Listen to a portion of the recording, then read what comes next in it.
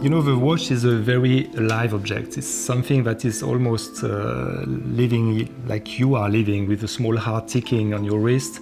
And that's why we use this organic ID, and that's why I think it's a very good place for the watch world to have this kind of design, because it's definitely an object that you have around your wrist all the day, that is almost like a prolongation of yourself.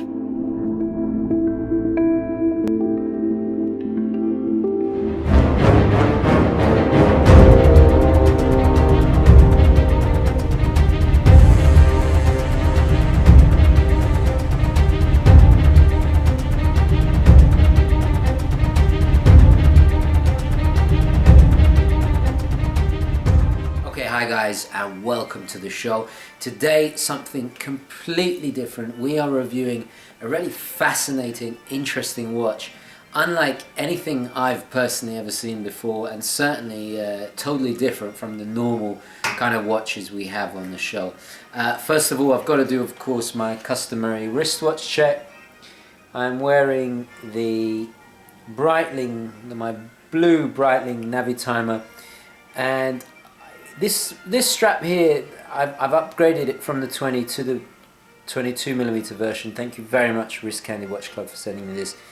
And it's become my go-to strap for this particular watch. I just love the blue and the brown. I think it really works. Just the one watch today, nothing too exciting, but it's just such a beautiful piece. It's sometimes it's good to give a watch, wear it on its own and give it the attention it deserves. It's such a stunning watch. I'm still in the honeymoon period with this. Anyway, so wristwatch check done. Let's get on with the video now. This watch, this is the Dietrich O2. It comes in this beautiful box, beautifully presented. Own little cloth case there. Beautiful book. We'll get it into a closer look in just a second, but I just wanted to say a few words before we get into the actual review. First of all, I've got to say a massive thank you to my friend Justin. If you watch the show regularly, you will see Justin down below in the comments. He's always commenting. He's one of my key loyal supporters of the show, and I'd like to think a good friend as well. I've come to know Justin quite well on the Facebook and on the Instagram, and he's big into the watches now, which is absolutely fantastic. He actually contacted Dietrich on my behalf, got them to send me this watch, so massive thank you to Justin. I would have never thought to contact them, so I'm really doing this review for my good friend Justin. And guys, if you want to see any watches, it's particular brands that I've never even heard of, or brands that you think deserve attention, write to them, pester them, tell them about the channel, get them to reach out to me. I will review any watch you guys want to see, and if I get enough requests, I will look into it. So many watches coming in this new year. This 2016 is going to be absolutely incredible. We're gonna cover so many new brands, probably more than ever before on the channel. So it's very exciting. Okay, back to the this particular video. Now, the O2 it's the organic time. I understand it's not going to be everybody's cup of tea, but there are some aspects to its design that are just really interesting. And actually, I've got to be honest, it fills me with a lot of optimism about the future, because some of the manufacturing techniques that have gone into this watch really highlight the fact that, you know, technologically so much can be achieved for a reasonable price. This is, you know, we're talking, these watches are from about 1 to 2 grand in between there. They vary on what model you get, but it's very fascinating, and regardless if it's your cup of tea or not, the manufacturing processes, the materials used, the way, the actual design is fascinating. Really makes me look towards the future with an optimism and an excitement. The Dietrich really kind of made me think about, you know, where watches are going, and it's in a way it's a glimpse of the future. Also, something that this watch embodies beautifully is a subject I've talked about before, about the biomechanical relationship about a watch. You know, in fact, you'll see in the clip, the designer talked about the watch being like a beating heart, this organic thing that we are so besotted with. And I think it goes deep within us all why we are so particularly with mechanical and automatic pieces, why I was so obsessed with them. So this watch really kind of embodies that theory, so to speak, that way of thinking. So it's a fascinating piece. Anyway, guys, I'm going to stop rambling now. As you can see, there's a lot to talk about. There's a lot to get into this watch. So without further ado, let's switch perspectives now and have a closer look. Today we are looking at the Organic Time by Dietrich, or the OT-4 for short. And this is a company in Switzerland, based in Switzerland, founded by Emmanuel Dietrich. He's a French-born industrial designer, and this is a really interesting watch. Now, it's gonna be slightly divisive in nature. Certainly will have a kind of Marmite effect, but whatever you think of the design, if you like it or don't, you've got to appreciate the manufacturing and the design involved in this piece. It's simply something quite extraordinary and something I've never seen before. I mean, this is certainly very, very different. Now, this is the OT-4, as I stated earlier. This is on the higher end of the range. I believe there are, if we have a quick peek at the book. Oh, by the way, it comes in this beautiful case that I just had to show you. All the detail, the branding, and inside you find a little space, and this is a elite membership club card, and inside is a kind of like a steel chrome warranty card, and then there's a slot here for the watch itself, and it comes in this beautiful little pouch, and you get this lovely little book which just explains a little bit about the concept, design, and of course these bright colors, about the Organic Time and its concept. You just have a skip through. This is Emmanuel Dietrich himself, CEO and designer of the company. Here's a beautiful, fantastic sketch, lovely macro shots of the watch itself, and I love the colors they've chosen, really interesting colors. And here's a bit more of the range themselves. So you got black with red hands and hour markers, a green hands there. There's a chrome one. So this is the OT-1, 2 and 3, and then all different strap options, which are all designed by him as well, which is really, really cool. And a really fantastic just breakdown of all the components, because this is really what makes the watch so fascinating, is the amount of detail and craftsmanship that's gone into in these individual pieces. From a manufacturing point of view, it's a fascinating watch, a real breath of fresh air. I mean, I must admit, you know, I'm quite conservative in my taste. I mean, I consider the Ripley Seiko here quite flamboyant for me, you know, so something like this is really something different. So let's run through the specifications and details about the watch. The case and frame is in 3/6L stainless steel with microbead blasted sections, grey PVD in parts as well. Bezel here, which you can see at the top there, is forged carbon, which is quite expensive to do. Quite incredible curved domed sapphire here, and I've never seen a sapphire glass like this. This is made specifically for this design. It must have cost quite a lot to do. There are actually hour markers, I'm not sure if you can see that, but etched into the sapphire glass. Actually, you can see it there. If you see the hour markers are etched in there, which is, I've never seen that before. So it's a real new experience, certainly for me. There's a 4-layer dial, with the first and third layer being sun brushed black, with the second and fourth layers being a vertical brushed dark grey. So there's kind of little bits of contrast going on in the dial. It's a really lens for really gives you an impression of depth. And of course, right at the bottom, you can see the escapement of the movement ticking along, and with the date, sorry, this is the 24-hour indicator, is exposed, as well as the seconds dial, which is this beautiful little kind of starfish thing going around. It's difficult. I don't know how to refer to these pieces, but it's this little starfish going around indicating the seconds, and that intricate. It's kind of blued wheel there indicates 24-hour time. It's very, very difficult to capture, but I hope you can see what I'm talking about. So we do have these classic blued hands. Now this varies from different OT to OT, so this version is blued, which in a way is always a kind of nod to classic watchmaking, which is pretty cool.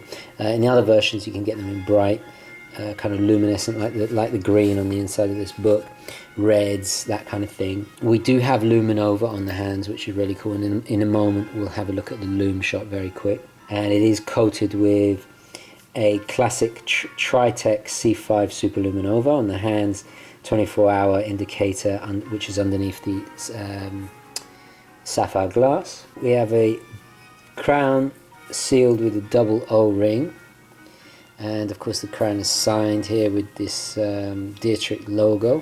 We have stainless steel hex screws on the bezel. And this is not for show. These are real. You know, this is part of the design to keep it together. Now the weight of the piece is 124 grams, and you immediately feel it. It's very solid feeling. We have this really interesting rubber strap which echoes the design of the watch. Signed buckle, of course, with another PVD. I'm not sure if you can see that. There you go, with PVD coating. And this is of course designed by Dietrich. If we just have a quick peek at the back, what's interesting is the lugs. It's done a bit like a one piece. It's like a one-piece Zulu strap. If we just have a look at the back, there's a screw down case back there with a little logo indicating 50-meter water resistance. I've got to say, the curved nature of this really does hug the wrist. It's very, very comfortable despite its large size. Quick grasp of its dimensions. Now I have put sellotape on my marathon caliper to protect the watch from scratching. So we're looking at, well, it varies, but at its thickest point we're looking at about 46.2 millimeters there. With the thickness we're looking at about, it's a little less, I would say it's 15 actually, because there is the rubber in between, but we're looking at about 15 millimeters, even though it does say 16. From lug to lug, at its widest point we're looking at 48 millimeters. The width of the strap is quite thick. It's about 27. Those are the dimensions. Now let's talk about the watch itself. Now instantly, it's obviously a conceptual piece. On the one hand, it's quite ingenious and refreshing. On the other hand, it's completely bizarre and certainly an acquired taste. The design itself reminds me very much of the first thing it made me think of actually was Jean-Pierre Jeunet science fiction film, and if Stan Winston would have designed a watch, it would probably look like this. You know, there is kind of elements of especially in the strap, and this bridge on the dial does remind me of Geiger as well, the HR Geiger, which we recently talked about with the in the Aliens watch unboxing. In a way, it's a bit like how the inherent designs in nature influenced Art Nouveau. You could say the same thing about how nature has influenced the design of this watch, how the organic aesthetic is so deeply ingrained in this watch. The little seconds, rotating little seconds indicator here looks very much like something in the ocean. The hands look like leaves. Structure here, especially on the strap, very futuristic aesthetic that is just unlike anything I've ever seen before. Let's talk a little bit about the movement. The movement inside is a modified mechanical movement, the Miyota 82-S-7, and as I said before, you can see the escapement ticking away. It's a Japanese movement, and the watch is constructed in Switzerland, so it's a kind of hybrid between, you know, you got a very reliable, affordable Japanese movement, and that does keep the cost down, because I would imagine the actual construction and finishing of this watch would have cost a small fortune, because it's such an intricate designed case. There's just so many complex custom-made pieces, everything from the sapphire to all these parts that come together, that screw together, had to be individually made. And I gotta say, I'm blown away by the quality. The quality is definitely there. The movement is a little bit of a disappointment. You know, it's not hackable. It's you can hand wind it, of course, and it is obviously an automatic, but there's no date there. It's a very avant-garde, futuristic design, but under the hood of it, in the actual mechanics of it, are not really that impressive. I think if you look behind the last layer, under that bridge, under the hands there, this is the only kind of bit of the movement that is exposed. So it's not exactly, horologically speaking, it's not the most impressive piece. However, from a design perspective, aesthetically, and what the designer's trying to do here is pretty unique and is pretty special. But I understand, you know, you've got to keep costs down, because this particular one, this is $1,850. Had it been a more prestigious, higher grade of Swiss movement in there, the price would have astronomical, you know, it would have jumped up a hell of a long way. So I can understand it. It's a very delicate balance. They're obviously trying to make something more attainable for more people, which I think is admirable. It's just a shame that it's not as refined in design as the actual design of the actual watch itself. So there are elements of traditional watchmaking here. Of course, the crown is quite normal. The hands, you know, even though they are very kind of avant-garde and different, well, as the name implies, it's organic. It's not. There's no straight lines anywhere on this watch. There is obviously an overall symmetry on the watch, but pretty much everything else is off kilter, but deliberately so. It's a very carefully thought out layout.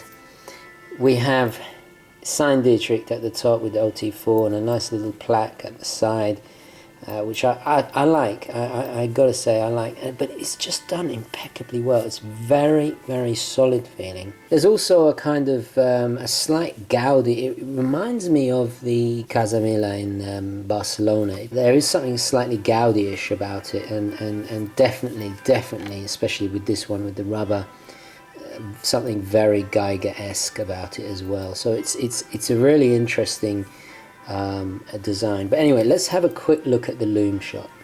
Now, as you can see, the 24-hour dial is also loomed up, quite ingeniously done. I like the way that the lume is behind the numeral, so as it lights up, it illuminates the silhouette of the number it's corresponding to. The only other thing that's loomed that has applied lume is, of course, the hour and minute hand, the hour hand being the one that's slightly kind of, I'm not saying, it's not a Mercedes hand, but the one that has the little cross running through it. The minute hand, the one being at the 12 o'clock position at the moment.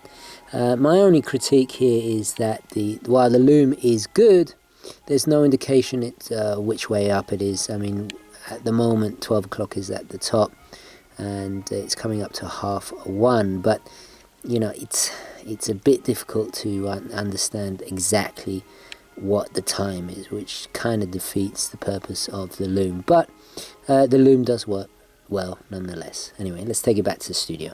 Okay, welcome back, guys. Now, as you can see, I've got the watch on, doing a wrist shot for you.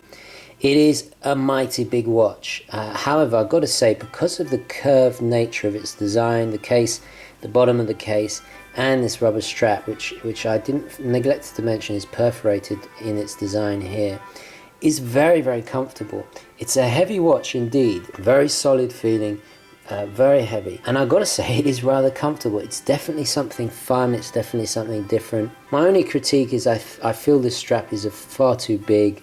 It is a big watch in general. I think the strap could have been a little bit smaller. It's a bit overbearing. I feel quite kind of sweaty. It's almost, this strap is almost as big as the belt on my waist. You know, that's how big it is. So a bit of a shame that it is so big. However, it's constructed very, very well, and it is comfortable. For a larger watch, it is very, very comfortable. So let's sum up this watch. My negatives, well, I think it is too big. I would like to see it a little bit smaller. I think the strap is too big. Also, the movement isn't exactly something to marvel at. You guys know that I collect watches of all different levels, but I feel if you're paying this kind of money, you want something a little bit more special than just a very basic Japanese modified movement. Another negative is that I do feel with a watch like this, it's difficult to figure out what on earth you're going to wear with it. I mean, you could wear it with some kind of suit, but God, what suit would it go with? Also, the genre of the watch, I'm not entirely sure how you'd classify it, but it could be an advantage. It's definitely something different. It's definitely for something fun, and that kind of leads on to the positives of the watch. It's unlike anything I've ever seen before. It's very fun. It's definitely a conversation starter. And you know, if you're wearing this and it's going to spark a conversation, which I've got to say is something that the prizes of my collection which are made very boring by this watch. You know, I'm starting to think that every collection should have like a wild card watch, something that's a little bit different. So that definitely is a positive. I also think that it's nice to have something that's completely different, that isn't the humdrum normal watch that everybody is so used to. Let's just take it off real quick. So in summary, you know, the few negatives, a lot of positives. I mean, the outweighing positive is that the craftsmanship, the quality of the finishing is just impeccable. The components that went into the case design are absolutely, you see this in extremely high-end watches. You know, this is a very well done, constructed, crafted case. It's just a shame that the movement in it is not as beautifully crafted as the case was, because I think I can understand, you know, they want to keep costs down, but it's a fascinating watch. I'm really thankful actually that I got to experience this watch, because you know, we see so many watches that are just, you know, the same old thing. So it's nice to see something that is just literally, quite literally out of this world compared to what I normally look at. So it's nice to have a change. Okay guys, let's wrap it up and take it back to the studio. Now, if you are interested in purchasing one of these, I will add the link down below. I give it my approval. I think it definitely adds a different dimension to a collection. It's certainly nothing like anything I've had ever before. I'm really starting to get into the whole wild card watch and having something a bit different to the collection. And certainly is a watch that if you're wearing, you're gonna get, it's a good conversation piece. Above all that, it gets a person excited about watches, excited about the future, and I think that's invaluable, and I think it's a tremendous achievement. So you know, I have definitely Dietrich brand to watch out for in the future. I'm very excited to see what other watches they're going to do. Would I actually add this for my collection? Personally, it's a little bit too big for me, but if they were to bring out something a little bit smaller, I would definitely consider it. I think it's a fascinating, interesting watch, and adds an extra dimension, an extra bit of pizzazz, a bit of variety to any collection, especially somebody like me who's quite traditional, quite conservative in my taste. Anyway guys, let me know what you think down in the comments. I would really like to hear what you think about the watch. Please bear in mind that you know, this is the labour of somebody's love, so be respectful. I know you guys always are respectful anyway, but I really like to hear your opinions down in the comments below. So I'm going to wrap it up there. Thank you very much for watching. Please don't forget to like this video if you enjoyed it, found it useful, and I'll definitely catch you in the next one. Okay guys, ciao.